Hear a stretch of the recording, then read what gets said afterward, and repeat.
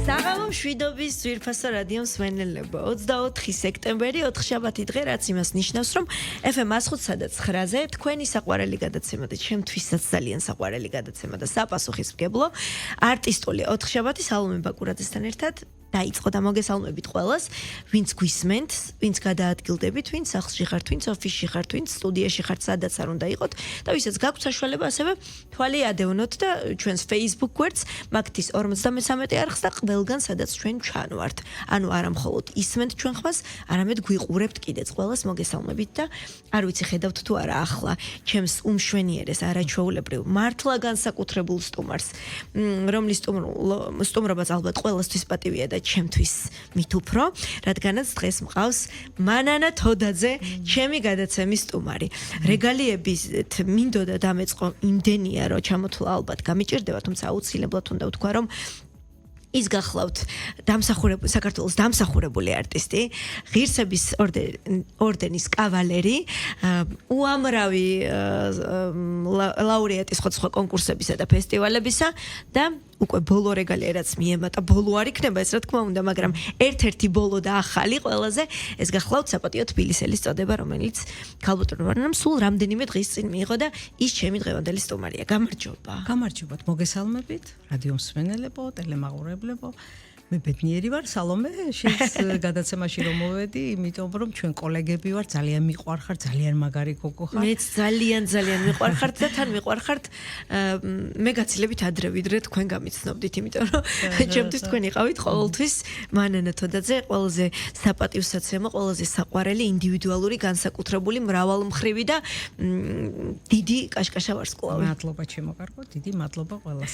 ძალიან მიხარი რომ ჩემი გადაცემის სტუმარი ხარ და მიუხედავად იმისა, რომ ცოტათი დავაგვიანეთ გადაცემის დაწყება საპატიო მიზეზების გამო, მინდა მაინც შევეხო ძალიან ბევრ თემას. თუმცა არ შემიძლია რომ არ დავიწყო იმ ბოლო რეგალით და იმ ტიტულით, რომელიც ბოლოს საპატიო თბილისელის წოდება მგონია, რომ ყველა ადამიანისთვის, ყველა თბილისელისთვის რაღაც კიდევ განსაკუთრებულია. მიუხედავად იმისა, რომ თქვენი ცხოვრების მანძილზე არ გაკლიათ არც განსაკუთრებული შეფასებები, არც დიდების მწვერვალები, არც, მაგრამ რაღაცა კიდე არის სხვა ის, როდესაც შენი ქალაქი აი ამ ყველაფერს ასე ხედავს, რომ ხარ ის ღირსეული წარმომადგენელი, რომელმაც უნდა ატაროს საპატიო თბილისელის წოდება. ამიტომ მგონია, რომ ეს რაღაც განსაკუთრებულ ემოციას ალბათ მაინც აღძრავს ადამიანში. რა თქმა უნდა, ნამდვილად აღძრავს.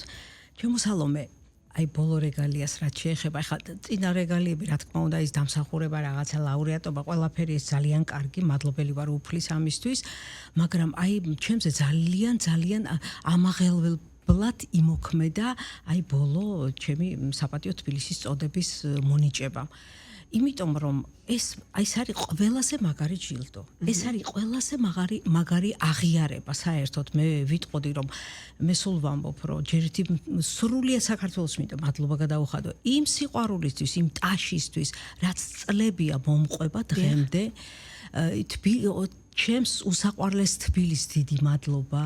თბილისში მაცხოვრებელ ხალხს, რომელსაც უყვარდა ქუჩაში რომ დავდივარ, ყველა რომ მეფერება. ეს განაპირობა ჩემო ძვირფასო ადამიანების სიყვარულმა, ხალხის სიყვარულმა და ყველაზე ჩემთვის ძალიან მნიშვნელოვანი იყო ის, რომ დაინახეს და შეაფასეს აი ეს ჩემი 8 წლების მანძილზე, რაც მე მოვდივარ ანსამბლი ივერისდან მოყოლებული და საერთოდ რა ვიცი, აი მთელი ცხოვრება, გასტროლები და აი საქართველოს სახელის გატანა საზღვარგარეთ, ეს პატარა საქმე არ არის და ყოველთვის უნდა იყო მობილიზებული, რომ შენი ქვეყანა ღირსეულად წარმოაჩინო. აი ეს ყველაფერი ჩემი ეს მდგომარეობა ბავშვობიდან, აი ახალგაზრდობიდან მომყვება, რომ მე უნდა ვიყო სამაგალითო ადამიანი, რომ ყველას დავანახო ნამდვილი საქართველო როგორია და რა დაირია. ეს რაღაც მგონია, რომ კიდე ყველასგან განსხვავებული პასუხისმგებლობაა, როცა ქართველი ხარ და რაღაცა აი ზუსტად მე გამარ ბავშვობიდან მე მოგზაურობ ბავშვობიდან აი სულ ახალგაზრდა ვიყავი რომ დავიწყე მოგზაურობა ევროპიდან დავიწყე ჯერ და ნუ მე უკვე სხვა ქვეყნებშიც რა თქმა უნდა და ყოველთვის მქონდა იმის შეგრძნება რომ მე უნდა ისე წარმოვაჩინო საქართველო რომ ვინც არ იცნობს საქართველოს რომ ნახონ როგორია საქართველოს მაცხოვრებელი და გავაცნო ნამდვილი სახე ვაჩვენო. ამიტომ ეს საქართველოს ისე თბილისის საპატიო მოქალაქის წოდება ჩემთვის არის განსაკუთრებული, ამაღელვებელი, აი ძალიან ბედნიერი ვარ. ანუ გინდოდათ გიფიქრიათ ამაზე აქამდე ვიდრე ანუ რაღაცებს ვფიქრობთ ადამიანები აქ არ არის დამსახურებაზე ლაპარაკი, როდეს დამსახურებლად რა თქმა უნდა არაფერი არ მოდის, მაგრამ იყო ეს თქვენი სურვილი დავშოთ გიფიქრიათ ამაზე? იცი რა, სიმართლე რო გითხრა, აი მე ესე რო აი მიფიქროს, არ მიფიქრია, იცი რატო? იმიტომ რომ მე იმდენად ბედნიერი ვარ, კონცერტებზე გამოვდივარ საქართველოს სხვადასხვა რეგიონებში, ვხედავ ხალხის სიყვარულს, ხედავ ხალხის დამოკიდებულებას. აქტუალურობით როგორც უფრო მეტიც მიწევს ხოლმე მუშაობა და ეს არის ჩემი ცხოვრება, ჩემო კარგო, მე მთელი ცხოვრება მინდა რომ ჩემს საყვარელ მაყურებელს სიყვარული ვაჩუქო. ანუ თქვენ ამისთვის აკეთებთ და ამის შრომობთ და თუ მოიტანს ეს ყველაფერი იმ შედეგს მე მადლობელი ვიქნები. მე არაფერს არ ვითხოვ არასოდეს მე ერთადერთი ის ვიცი რომ უფალი დიდია და ყოველთვის უფალი გამოგიგზავნის იმას, რაც შენი წილია და რაც გეკუთვნის. ამიტომ ამაზე არ შეიძლება ფიქრი და ანუ გამოდის რომ თქვენ კონკურენციის აღქმაც სხვაგვარი გაქვთ. მეც იგივეს ვფიქრობ რა თქმა უნდა, მაგრამ ნუ ეს სიტყვა თვითონ მაინც გულისხმობს კონკურენცს, ანუ რაღაცით შეჯიბრებას. თქვენ შემთხვევაში ახლა თქვენი მსჯელობიდან გამომდინარე კონკურენცია არც არასდროს არავისთან გაგინაწილებიათ ასე ვთქვათ. არა, იმიტომ რომ მე ჩემ კოლეგებს უდიდეს პატივს ვცემ, სალომე ისე მიყვარს მე ყველა ჩემი კოლეგა, რომ მე ერთი რაც ვიცი, ჩემო კარგო, ყველა ადამიანს აქვს თავისი გზა. იქვე ხო ჩვენ შემოქმედებაზე ვლაპარაკობთ და ხელოვან ხალხზე ვლაპარაკობთ. ყველა შემოქმედი ადამიანი არის ინდივიდუალური. ყველას აქვს თავის გზა და ყველას აქვს თავის მწვერვალი და არ შეიძლება რომ მის შრომას პატივი არსე და არ დააფასო. ამიტომ მე იცი რა არ მომწონს ხოლმე, რო იციან შედარება. არა, ის მომღერალი ჯობიო თუ ეს? არა, არავითარ შემთხვევაში. ყველა მომღერალს რაღაცა თავის პატარა მარცვალი, ხიბლი ყოველთვის აქვს. განსაკუთრებული ხიბლი.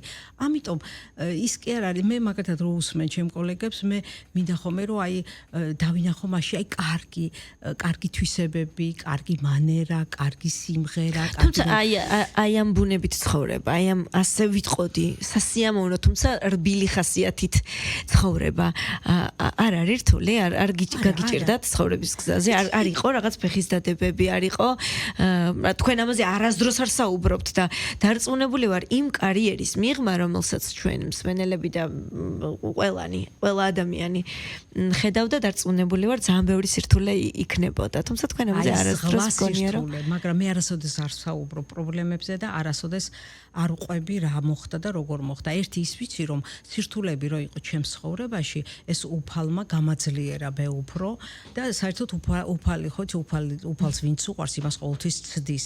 გამოცდები გავიარე სერიოზული მე და ალბათ უფალს ის უნდა რომ აი იმ გამოცდას როგორ შეაბარებ, იმ გზას როგორ გაივლი, ამაზეა დამოკიდებული შენი შემდგომი ცხოვრება, გინდათ შემოქმედებაში და გინდათ პიროვნული ზრდა ყველა ვარიანტში ის როგორ გადაიტანა. ხო, იცი რა, გადავიტანე.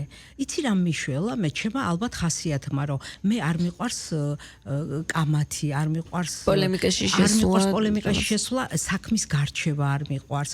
მე ყოველთვის ვიღებ მშვიდად ყველაფერს რაც ხდება. მიხდი აი ელემენტარული ავიღოთ, როდესაც ადამიანი არის გაბრაზებული, ხო? გაბრაზებული ადამიანი ხშირ შემთხვევაში ბევრი ადამიანი საკუთარ თავს კონტროლს ვერ უწევს და შეიძლება რაღაცა სისულელე წამოწდეს. მე იმ წუთში არ ვაქცევ იმ სისულელს ყურადღებას, იმიტომ რომ ვიცი რომ ის იმ წუთში არ არის იმ მდგომარეობაში, რომ ცოტა ადეკვატურად მითხრას რაღაცა.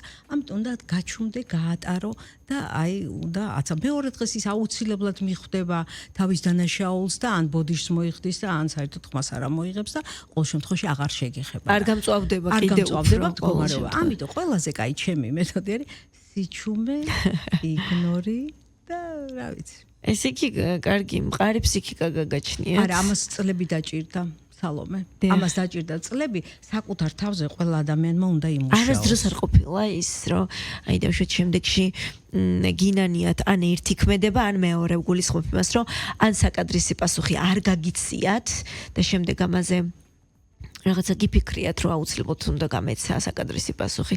ან კიდე პირიქით, გაგიციათ და მე გიდარდიათ, რომ ჯობდა რომ გამეტარებინა ყოფილა ასეთ შემთხვევები. არა, რა თქმა უნდა, ეხლა ცხოვრების მანძილზე ყველაფერი ხდება, რა თქმა უნდა, ისიც ხდება, გასცემ პასუხს, ზოგჯერ არ გასცემ პასუხს და სწორედ აქ არის ადამიანის სიძლიერე იმაშია, რომ იმან უნდა იფიქროს და საკუთარ თავზე იმუშაოს, რომ ჩემთვის მაგალითად ყველაზე დიდი მნიშვნელობა აქვს სიტყვა არის ჩემთვის ყველაზე ძვირფასი. მე ძალიან მეშინია ხოლმე, დავუშვათ რომ რაღაცა მესმის, რომ ახლა ყველა ადამიანი ნორმალური ადამიანები ვარ და შეიძლება რაღაცაზე გაბრაზდე, განაწყენდე, მაგრამ იმ წუთში ვიყვან თავს ხელში, რომ მე რამე არ წამომწდეს, თორე მე თუ რაღაცა ვაკადრი ადამიანს, მე იმას ძალიან მძიმედ გადავიღე. იყო შემთხვევები, დავუშვათ რაღაცა ისე ცოტა ტონს აუწია რაღაცა და მე ძალიან დარდობ და განვიცდი ხოლმე და სტრესავს ეს მირჩევნია რომ პირიქით დავტოვო ხო აი ჯობია გაჩვენდე იმ წუთში არ მიაქციო ყურადღება და ადამიანს აცალო რომ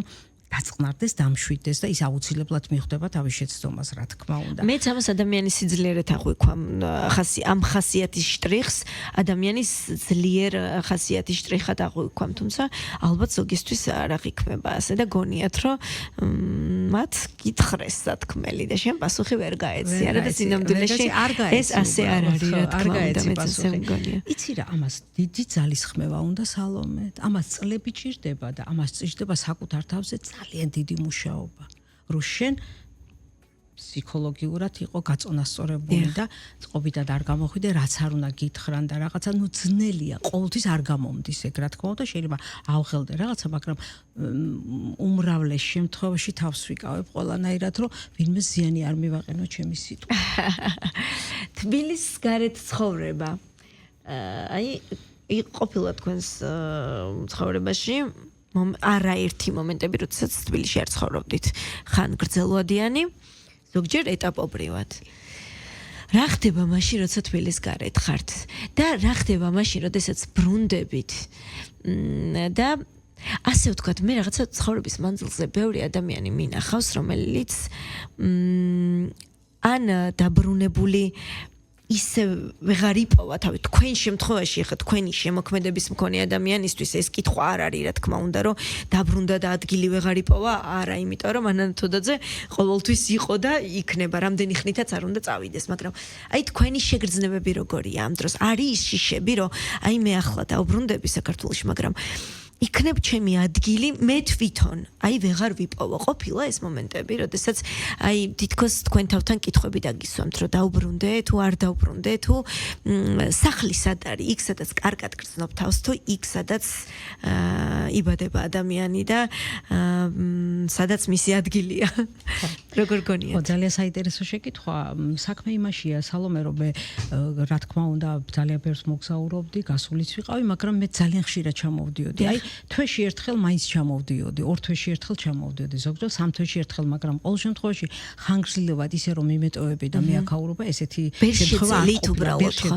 იცი რატო? იმიტომ რომ რო ჩავედი პირველ ხანებში ძალიან გამიჭირდა სანამ შევეგუებოდი იმ მდგომარეობას და აიწეღან შეკითხვა რომ დამისვი იყო თუ არა შენ ცხოვრებაში რაღაცა ისეთი მომენტები როდესაც გიმუხთლეს იყო ნამდვილად და იმიტომ წავედი აქედან რომ გაუსაძლისი მდგომარეობა მქონდა როგორც შემოქმედ ადამიანს და წავედი და პირველი აი ერთი თვე ღამღამობით ვტიროდი სულ და აი ზუსტად მაშინ იყო ეტყობა ის დროც მქონდა რაღაცა მაშინ დავიწყე წერა ლექსების ძალიან ისეთი საინტერესო წიგნიც გამოუშვი ლექსების იგავარაკი დავწერე რაღაცა გაიხსნა ჩემში ალბათ ეს უნდა მომხდარიყო მე ეს უნდა განმეცადა რომ კიდე გაიხსნა ჩემში რაღაცა აი ეს მდგომარეობა რომ მე სხვა მიმართულება მე შემიძლია სცენარებს წერ სპექტაკლისთვის გინდა რაც გინდა ლექსები რაღაცა ნუ აი ეს მომენტი ძალიან გამოდის რომ დაგეხმარათ ხო და აი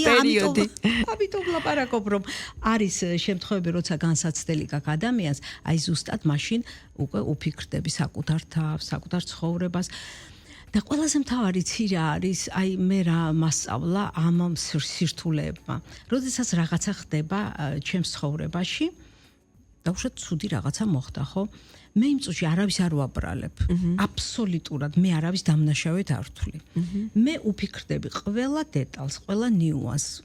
სად იყო თქვენი შეცდომა? და მე ვეძებ საკუთარ შეცდომას. ესე იგი შეიძლება შეცდომა არ დავარქვათ, მაგრამ შეიძლება ერთმა შენმა სიტყვამ არასწორმა ნათქვამა პროვოცირება აი ამ მდგომარეობას.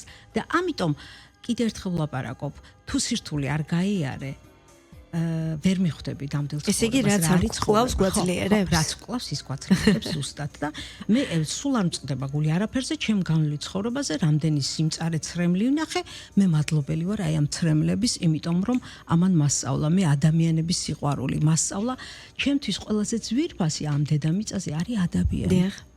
ადამიანებთან დამოკიდებულება. მათთან საუბარი, მათთან ლაპარაკი, მათი სიყვარული. და მე ერთი ის ვიცი, სალომე, როგორი ბოროტიც არ უნდა იყოს, არ მინდა ბოროტი ადამიანი არ შეიძლება რომ დაიბადოს. რაღაცა გაბოროტებული უფრო, რაღაც თავის სოციალური მდგომარეობიდან გამომდინარე, ან ისე მდგომარეობიდან გამომდინარე, თუ შენმა სიყვარულს აჩვენებ და თუ შენმა გვერდში დაუდგები, ის იმ წუთში გაახსენდება, რომ ის არის კეთილი ადამიანი. გესმის? აი არ შეიძლება მაზოლზე ფეხი დააჭირო ადამიანს, როდესაც რაღაცას აშავებს, ხო? არა, პირიქით იმ დროს უნდა რაღაცა გვერდში დაუდგე ადამიანს და ზუსტად არ უნდა მიანიშნო მის შეცდომაზე.